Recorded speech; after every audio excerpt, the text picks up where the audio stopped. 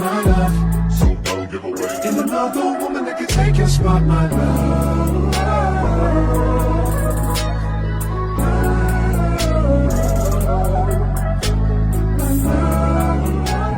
Hey everybody. So we're back with another video.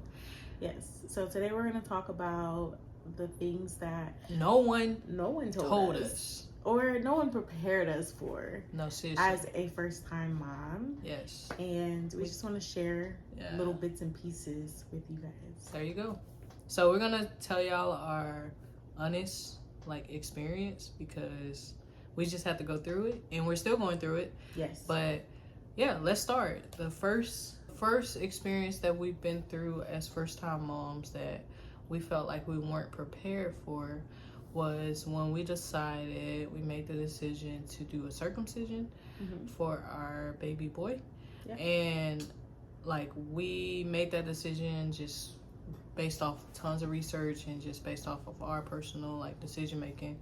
And the recovery process for that was different. Yeah. Okay. And also nobody really talks about recovering from the circumcision. Now I will say where he got that procedure done, they did kind of gave us some hints, or they gave us an idea. They gave us an idea of what to expect. Yeah. As it was healing, as he would be healing from that procedure. But for the most part, as first time moms, we didn't know in real life what to expect until it happened. Right. And so that was a whole experience. It was definitely scary at first, so we just want to be transparent. It's kind of scary, seeing the changes and stuff that's going on with your really young baby at that point, a newborn baby at that point. But it does heal and it gets better. Yeah, I guess so. But it's scary because you don't want your baby to be in pain. Yeah. You don't want to see that healing process. Yeah. No one prepares you for that. Yeah. They can tell you hey, this is what it might look like, but to actually visually see it and to actually take care of it, it's a lot, honestly. Yeah. It's especially as first time parents. It's like taking care of a wound. And yeah, definitely. It's super nerve-wracking when you have such a young baby. And I felt I couldn't soothe him afterwards as well. It was a lot of guilt. Just did we make the right decision? Yeah, it was just a lot of that. So we want to be transparent for whoever is watching this. Look, do your research. Understand that if you do have emotions, if you decide to get that procedure done, it's your decision. But if you do have emotions afterwards, that's pretty typical. We've experienced it too. It's a normal thing to just be very caught off guard in a sense. Exactly. Even though you've been prepped for it by talking to the surgeon and stuff. Yeah. So you're doing great, mama. Yep. The baby does heal, and it gets better. It gets better, even though it don't look right. It gets better, okay? Trust. Okay, next topic. The next one would be, hold on, I took notes. We took notes. Baby tantrums. Yeah. So I think we thought we were prepared because we thought and we knew in our heads that babies will, or toddlers would have tantrums. But I don't think we expected it to happen so soon. Yeah.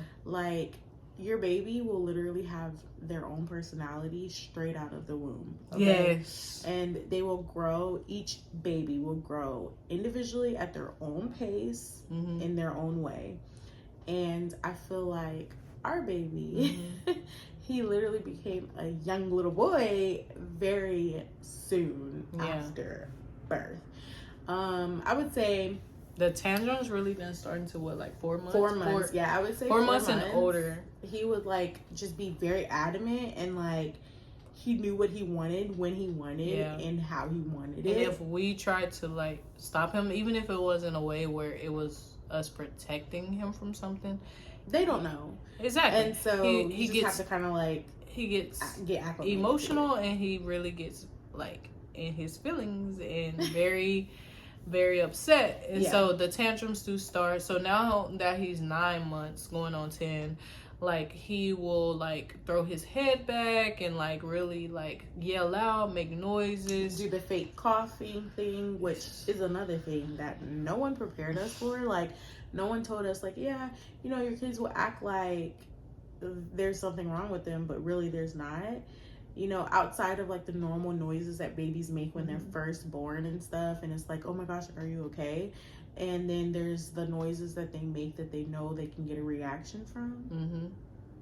So coughing is part of it. Like, so he probably started to do that around 4 or 5 months. Yeah, like around that area too, where he started to notice like his voice more, and like just kind of he was developing, and he would just start to cough out loud. And then he would notice like we would come to him or express some type of concern, so he would do it more. And then it got to a point where we had to realize as parents, like, oh, nothing is wrong with him.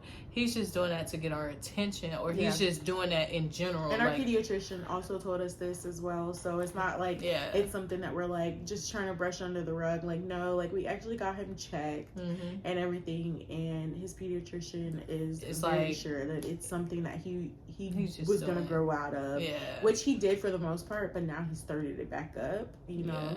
It's kind of random, like one thing that we didn't know, like but we had to find out as first time moms, is that babies do explore their voices a lot. And so they're going to like babble, they're going to make different sounds and noises at random. And one of those will be like coughs, like depending on like how your child develops, like it could be the coughing sound, and that's pretty typical. So it's gonna last however long it lasts. It will go away because he stopped doing it so often now. But when he was doing it, it was like very, you know, concerning, because it's like we wanted to make sure he was okay. But then it's like, okay, once we got the hang of it, once we knew like he was just exploring his voice, we were like, okay, like he's not in any danger or harm. He's just like doing that. And it is kind of annoying, just being honest. Like, it's very annoying once you find out like it's just part of the development, instead of it being like a serious matter. But as you learn your baby, like you'll realize like what things you need to pay attention to, or what things is just about a part of their personality, and you know, just makes them like you know. We're gonna move to the next thing that no one prepared us for as first time moms, and that would be missing the newborn stage. Yes. Because honestly, everybody tells you it's the trenches. It's like the opposite. Yeah, like when we were doing, like we did a lot of research before we, you know, actually had our baby here. And it's like everybody says like, oh, the newborn stage goes by fast, which it does. It does, yeah. And like that was the common like term, but then also they would say like the newborn stage is like so hard for parents, and it's in the trenches, and you know, once you survive that, then you're good.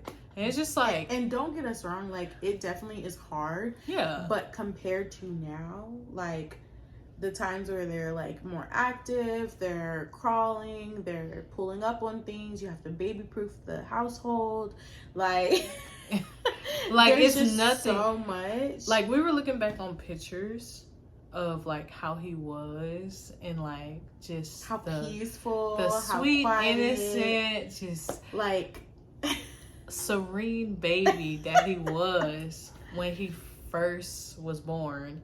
And in considered a newborn, versus now, of course, he's our baby boy, but it's like he's just much more active. He's so active. He's so much like developing his own sense of self, and he's exploring. He's curious. He's energetic.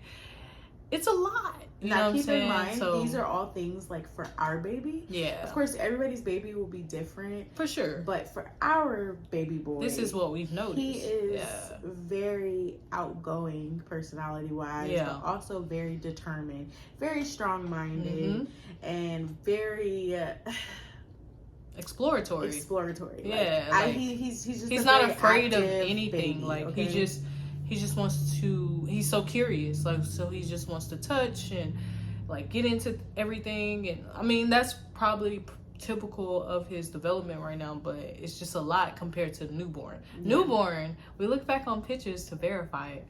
He was sleeping. He was sleeping so we much. could go out to restaurants and be able to eat lunch or eat dinner without him like screaming or trying to be all up in the know. We were able to just function different. Yeah, I'll say that. Like we function so much differently compared to now. Like now it's like everything revolves around him and keeping him safe and protected and stuff, versus back then it was more so like taking care of him. Like he did have his crying moments and stuff. Like that's what newborns do when they're hungry or like trying just to communicate. Yeah, they're like confused and they're just trying to seek some type of comfort. But it's totally different between the two developmental stages. So we do kind of miss that. Like he would just go to sleep instead of fighting his naps. Yeah, it's kind of like you knew what to expect. Like he needed a diaper change, he needed to be fed, he needed to be rocked, soothed, he needed to be cuddled. Like you kind of knew. You could guess. You could kind of guess or like try a few things to figure out like what the baby needed. Now it's just a freaking jigsaw puzzle. You know, like sometimes you gotta figure it out. Just bored. Like he wants to like do something you different. need to entertain him in a different way, or maybe change the scenery. He doesn't want to read the same book for the third time. He wants to go and he wants to go over there, something that he's not supposed to be touching, or he wants to pull your hair, smack you around. No, he wants to bite your arm. Like definitely yes to bite. That brings us to the next one, y'all. Teething. So our baby boy teething has literally dragged us. Dragged us. Okay. It has been literally so crazy. Why y'all ain't tell us? That's what I want to know. Y'all said, oh, a cool washcloth. Like, stick it in the fridge or freezer and give it to the baby. Our baby. He doesn't never like that. care for that. He doesn't even really care for teething toys. And we've bought, trust me, we bought so many different types of toys specifically for teething. Only for him to like literally gnaw on them for 2 seconds and then throw it. Like he doesn't care. What he wants when he's teething is to really be close to us. He loves to be comforted and he loves to be on the boob because he is a breastfed baby. Yeah. So he just wants to be close to someone and be on the boob, and that's pretty much it. And he will bite. Like that's the thing. Like he will bite, and it's not just biting her. Like it's biting anybody. Like he's gonna bite your feet. He's gonna bite different parts of your body, your arm. Like, and it's random. But he's gotten to the point where his teeth, the teething stage is very uncomfortable. Like it does suck for babies and toddlers, and that's another thing. I didn't know it lasts this long. Like when, like I knew they have to grow their teeth. I get it, but I didn't know teething was gonna be for years. When I tell you, like when I would kind of talk about, people be like, oh, how's it going? And then I'll like talk about like, oh, baby's teething. And they'll be like, oh, this is just the beginning. And it's just like, what? Like, what? Yeah. And then they would be like, my child, this is this. And it's like, what? Like, this literally lasts for years. And it apparently, from what we've been told, we haven't experienced it, of course, yet because he's still growing. But apparently, as they get older, like more of their teeth, the back molars and stuff come in, because they all come in at different time frames. But when different types of teeth come in, it hurts even worse, and it can be even, worse pain or worse like responses to it from your child. So apparently we got more to come with this whole teething experience, but like I consider it just torture for parents. I ain't even gonna lie. But I know that it's part of development, and I know that, it's a great sign that he's growing, and yay for teeth. But it's a lot, y'all. Teething is a lot. It really is. You're gonna lose sleep. That's something that we didn't know. Like whenever he's teething, of like he sleep regresses. Go ahead. Right. So like the double whammy of like them teething plus having a sleep regression is like insane, honestly. Yeah. And it's a lot.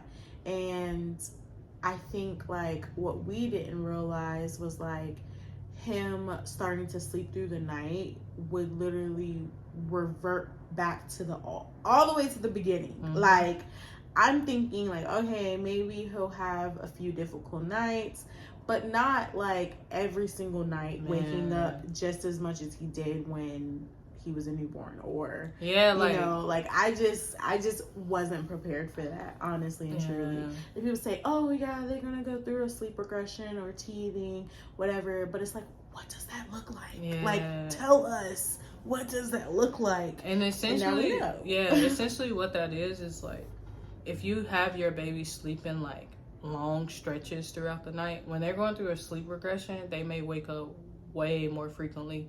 So they're going to wake up, instead of them sleeping, let's say 4 to 6 hours a night, like a long stretch, when they get to that point, when they go through a sleep regression, they're probably going to wake up and they're only going to sleep like maybe 1 hour or 2 hours. And then they wake up in spurts, and you have to like kind of get them to go back to sleep in some way, you know, so it really disrupts your sleep cycle. It's just a whole thing. So sleep regression can last for weeks, which is something like we've been dealing with off and on with him. Like, we have times where, you know, throughout his development, he's been able to sleep really well, but when he is teething plus going through a sleep regression, he is up more frequently throughout the night. So it's very, very disruptive, and it's not fun. Like, it really sucks. But I keep holding on to like, this is temporary. So there you go. The next thing that no one prepped us for or prepared us for was separation anxiety. Like, I knew that it was a part of the baby's development, you know, but I did not know that it would look that way. So for our baby boy, he literally started off very social. Okay, I mean very social. Would go to anybody, whoever, however.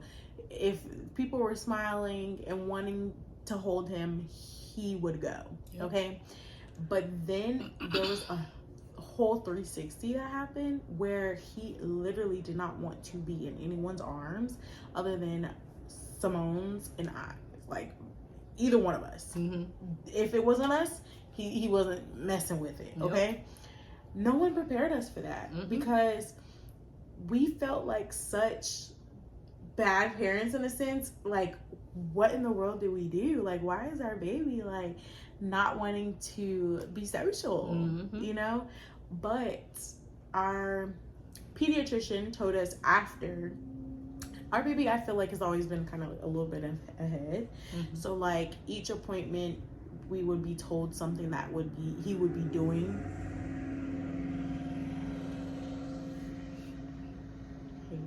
Love it here. Okay. Each appointment we would be told like what he would be doing in the upcoming months, but like they were things that he was already starting to do. So when he had like the separation anxiety, we had already had experience with it when our pediatrician talked to us about it. So I was just like, okay, so when is this gonna end? Like, is it gonna end earlier, you know, or whatever? But it's definitely been a lot. I don't know, how do you feel about it? I feel like it caught me off guard when it happened, because it's like he went from like when he was like younger, like 4 months and under, like from newborn stage to 4 months, like he was good. Like he could be around anybody, like he allowed them to hold him, things like smiling, interacting. But from 5 months and on up, like it's like it started to shift. So like he would be around people but really cling on to us. He wouldn't like go to anybody else. If we tried to hand him off to somebody else, then he would really cry or like yell, and it would be a whole thing. And so I think it really caught us off guard, like when that started to happen, because we didn't expect that as first time moms. And so now we are used to it now. I mean, we understand and we know how to support him through it now. But when it initially happened, we didn't know. Like, what is happening? Yeah, we were like, what? Like, you were just around this person when you were like a couple months old. It's like, what's happening now? So yeah, like that is a thing. But also the separation anxiety on our side as parents as well. Because I feel like when he first started like exhibiting like those separation anxiety, like symptoms. Like he was like, okay, hold on now, like I see my parents and you're not my parents and you're holding me. Like we had moments as well where it was like really hard to watch, like him struggling with being in other people's arms, even loved ones, you know, that we know and trust, and being like, oh my gosh, like he's not used to them, or he's not like adapting well, and not as quickly or, you know, as smoothly as we would want him to. For sure. So like I think we had a little bit of anxiety in general with that as well. Like I think like we knew like parents would be like protective of their babies, but I think like we didn't realize like how hard it really is to like see your baby develop in different ways and trying to aid them in that, but also trying not to overly step in. Yeah. You know? Makes sense. So, yeah. It's been a learning curve for sure. The last part is how to prioritize your relationship with a baby. I feel like nobody really talks about this a lot, but this is something that we have to learn. So like one way that we've decided to prioritize our relationship is definitely by continuing marriage counseling. That's something that we did before we had our baby boy. And like now as first time moms, we make sure that we continue our counseling sessions even after now that our baby is here. And what's another way? Another way is making sure that we prioritize having a date night throughout the week. Now, as of now, we do not have like family that lives close or like a babysitter or anything. So we still make sure that we prioritize having some type of date night, whether it's indoors, like in our home, or whether it's going out and we still have our baby, but we just make sure that we prioritize still going out and still finding that connection, doing things that we love. Whether it's eating, going walking, going to a park, etc. You know? And I think one thing that we've excuse me. I think one thing that we've done really well at since like our baby has been here has been checking in with each other, like the daily check-ins, and just kind of asking each other like, how are you doing, or you know, how was your day, like just things like that, like, or what do you need, like if we need certain things, or if we know that we're going through like a tough time or tough experience with our baby together, where it's like maybe like he's kind of experiencing a lot of like different symptoms of discomfort or whatever, for whatever reason, like we really do a good job of like trying to check on each other or assist in some way, help each other out. So I think that's another way where we're in it together. But I think like one thing that we didn't know was going to happen, like we knew that it would test our relationship to have a baby, but I think we didn't realize how much. Like I feel like people would be like, oh yeah, having a baby isn't gonna fix your marriage, isn't gonna like you know, fix your relationship, things like that. Okay, cool. Our relationship wasn't broken to begin with. You know, we decided to have a baby because we felt like our foundation in our marriage and our relationship was sustainable. We were ready. You know what I'm saying? Like we were able to do that. But I feel like moving forward from that, like I don't think that people specify as much how much sacrifice it takes from your main relationship to have a child or to create a family, but also to be able to prioritize your relationship over your child in a sense, because it's like, oh, like you feel like a bad mom in a sense, because it's like, you know, like you gotta, I don't know, like just like prioritize us for a second, you know what I'm saying? But it's not, you have to not think of your child sometimes, you know, although you care and like you take care of your child, you're gonna take care of the basic necessities. You kind of have to put your child on the back burner and like just have time for just you and your partner. Like just you and your partner. Everybody else, including your child, is kind of, you know, on the side right now. And then prioritize the both of you, and so like that's how you make it work. Yeah. Like it needs to be that way. It does. So like I want to give an example. So like a good example I feel like is when we went on our family cruise back in March, and we had help because we have family around. And so it took a lot for us to let go of our baby boy and allow him to be amongst family so that we could have some quality time. But once we did that, we knew that he was safe. We knew that he was eating. We knew that he was being taken care of. He was sleeping, he was resting, he was safe, he was being loved and cared for. And being able to put aside our worries and knowing that he was okay and focus on us gave us a sense of like rush and hope and love and appreciation for each other, because we hadn't had that prior to. So that hard. was like 6 months in of him being here, and after 6 months we finally had some time to be like, oh my gosh, it's just us again. You know what I'm saying? That's a lot to transition into, and I feel like people don't prepare you for that. They don't prepare you for the deepness of that. I feel like some people will scrub the surface of the conversation, but it's never like in depth like that. Like, listen, no, every single thing is going to change. I mean, every little thing is going to change. You got to understand, like 24/7 you have to care for this other human being, and a human being that's dependent on you, that needs you. And so it's very hard to have the capacity and space for like prioritizing other things, but you do your best, right? And so once like you kind of take care of this human being, you do have to make sure you're taking care of your partner too, and like y'all are like basically together on things without like any other like, you know, person kind of getting in between it.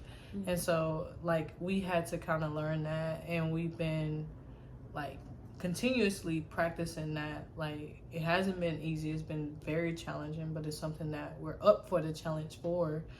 And we're going to continue to just make sure that we take care of each other and we prioritize each other, at least at minimum like once or more throughout the week. You know, like we have to.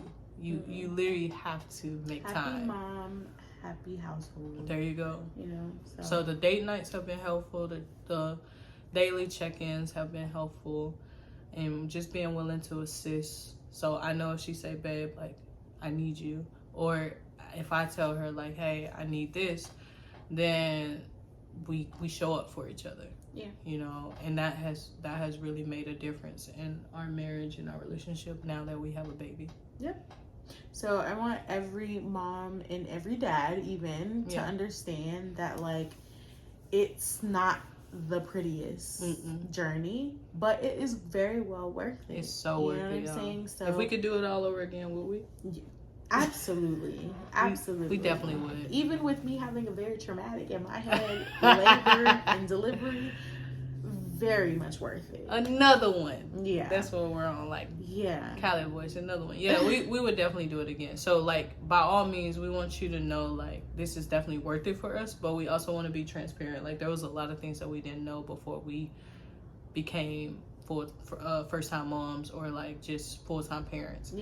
Or the extent of, like, what things would come with. Like, the depth. Like, listen, it's a lot, but just know that you got it. Like, you know, find support if you can, whether it's a babysitter, whether it's family, whomever, with your partner. Prioritize your guys' relationship, and literally just follow your gut and your intuition. Take it day by day. Take it day by day. Like, no day looks the same, so take it day by day. Your body, your mind knows how to be a mom, it knows how to be a dad. Like, literally just take heed, follow your body, follow your mind, follow your soul, follow your heart. Do what you do best. There you go. Just try. Like, that's all you can do. That's all you can do is try. If you guys have any like things that you guys were not prepared for as first-time parents, please drop them down in the comments. Let us know that we're not alone, okay? Let us know what your personal experience has been like. We would love to like just kind of have that insight. But we just sharing some of our experiences, and we hope y'all enjoyed this video. If you have, give it a thumbs up, like it, and make you sure can you even guys subscribe. subscribe, and then make sure you guys let us know like any other type of videos that you guys want to watch from us. We are open, and we appreciate you guys for following us and being a part of this journey with us. We will see you guys in the next video. See y'all. Bye. Bye. My love, my love, my love.